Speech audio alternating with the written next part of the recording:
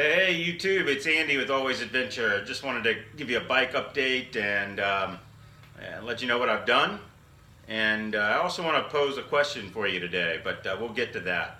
So right now, I'll show you where I am. I'm making some progress. Today I plan to work on cutting the fenders, shaping them, the front and back fenders. And then also got to strip the tank all the way down. I want to repaint it, but a few things I'm kind of mulling over here as it relates to paint, and that's really been more difficult than I thought to really figure out exactly what I wanted to do. I just heard yesterday from I bought a tank on eBay, and then it turns out it was the wrong size, my fault. Then they said they could fabricate a new one. And 2 weeks later, sorry, and pictures and measurements and back and forths, and sorry, we can't do that. All right, well, we just lost 2-3 weeks, or really, or more, in picking out, ordering, talking, etc., and just the tank. I was hoping that the work that I was doing, they were going to be building the tank while I was getting the bike ready for that part of the build, and unfortunately, that's no longer the case. So I wanted a different shape tank. This is more of a kind of a teardrop, and I'm not a big fan. But you know what? We're gonna make lemonade out of lemons here, and we're still gonna make this a cool bike. So I'm gonna have to kind of resurrect and salvage this tank.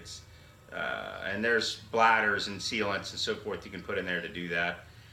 But today I'll be working on fenders and stripping the tank all the way down to bare metal and getting it ready to take to my painters. So here I'll step behind the camera and we'll show you what I have done and what things have kind of been challenging and where things stand. And then we'll pose a question for you here. So, hey, thanks for tuning in. Let's take a look. So as you can see, I kind of have the fenders kind of laid out to start to cut.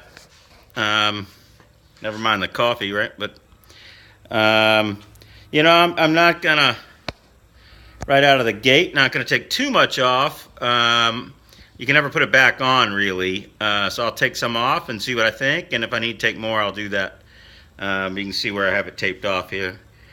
That's the fenders, working on that.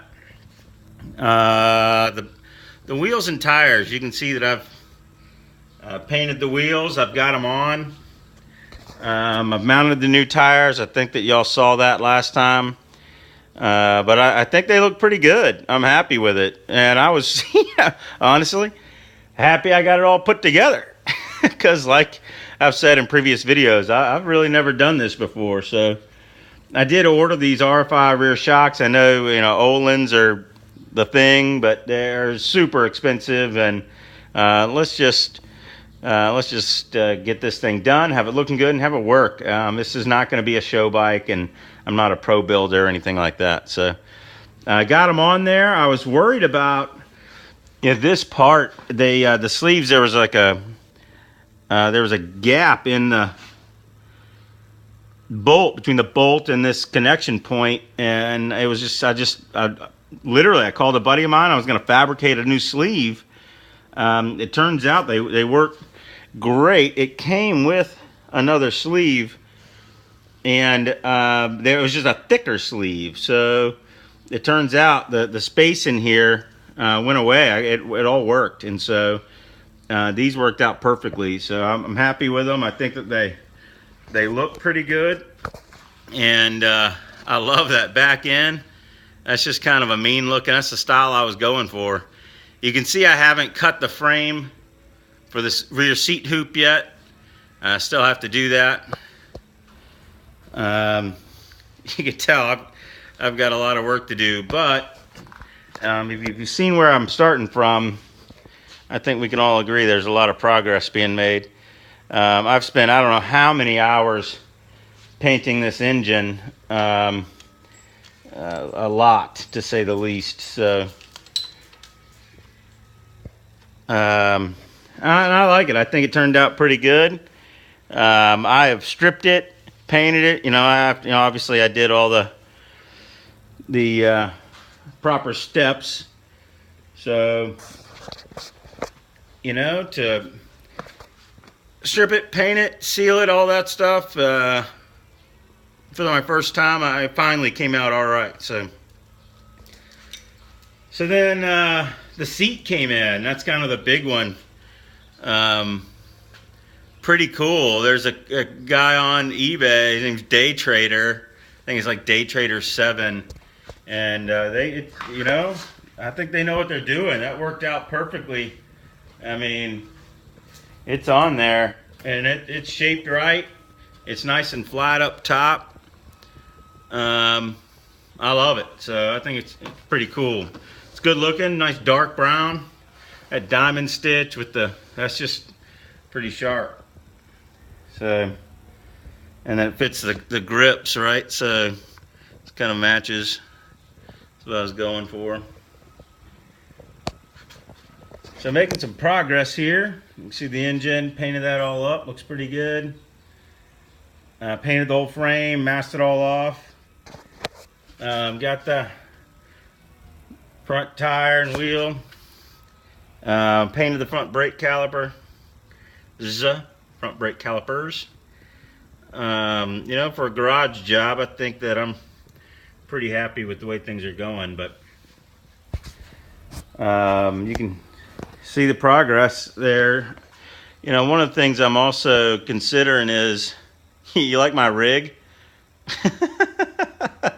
You know, look, I'm just making it work. Maybe later I'll get stuff and lifts and all that, but this is my first project, so you can imagine kind of muscling this thing around and making sure it's not going anywhere. But one of the things that I'm debating is these front forks. You know, there's all kinds of, do you get new ones or invert them or cut them? You know, I don't understand why I can't just cut that right there and cut the spring and, you know, and rethread it and put everything back together. I don't know why I can't do that. I'll do more research, but it seems like I should be able to measure, cut that spring, and be done with it. And you know what? I might. I don't know. At the very least, I'll paint this black so it doesn't show up so much. It just looks so tall compared to the other proportions.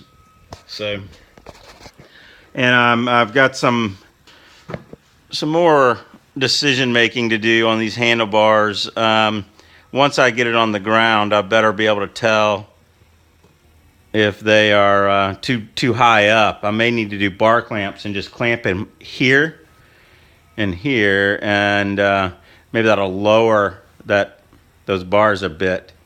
You know, because right here I bought these Chubb bars. I just really liked this style, and but the only way to get exactly that style that I could find, these were Chubbs, and the Tusk Chubb, and it's 1 inch. So I don't know what kind of fitment issues I'm going to have with you know, bar clamps for levers and so forth. We'll see how that goes. You know, we'll cross that road, you know, bridge when we get there. But anyway, so here's the next kind of question. So you can see the bike on this side. That has the factory kind of side panel there, and that would be in keeping the air box, and you do something with that side panel, or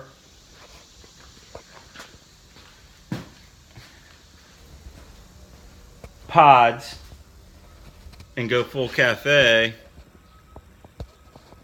with no side panel. Well, stylistically, I think we all know or all agree, correct me if I'm wrong, leave your comment.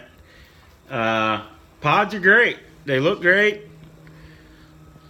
But this isn't a show bike, it's to ride. And so, you know, I think that the general consensus online with all the experts, period, etc. Stick with your original. The engineers have worked them out. The motors run great. stick with your original airbox. So what do you think? What have you come across? This bike is to ride. It's not to show. But I think I am going to have to do the side panels there for the airbox and go from there. And then, of course, I got to figure out what to do with my electronics. I got the Moto Gadget and the M button and the Blaze blinkers in the back. So I got to really nail down where my battery, if I do the airbox, I can use the original battery box, but creating a place for the under the seat, likely for the M unit, is probably what I'll end up doing. So we'll see how that goes. But let me know what you think, and certainly all opinions and comments are welcome. But here's where the bike stands. We're making progress. Still a lot to do yet. My wife keeps kind of going, "Oh, so when is it going to be done? You're almost done." Because she sees a tank and a seat on there. No, there's still a ton of work to do, to say the least. So there she is. Let me know what you think.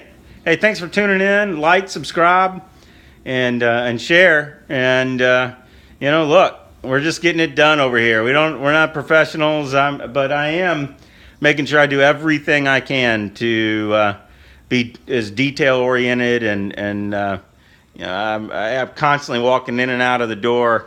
Ask my dog to reference a YouTube video or a manual or something, some sort of OEM diagram to make sure I better understand what I am doing. I haven't really done anything mechanical to take anything apart, so it's not that big a deal. But literally every single bolt has been detailed and simple greened and Brillo padded and so forth to make sure everything's detailed and cleaned and looking good and ready to be put together, so that it is as new as possible, but also looks pretty slick. So anyway, thanks again for tuning in, and y'all have a great day. We'll talk to you soon.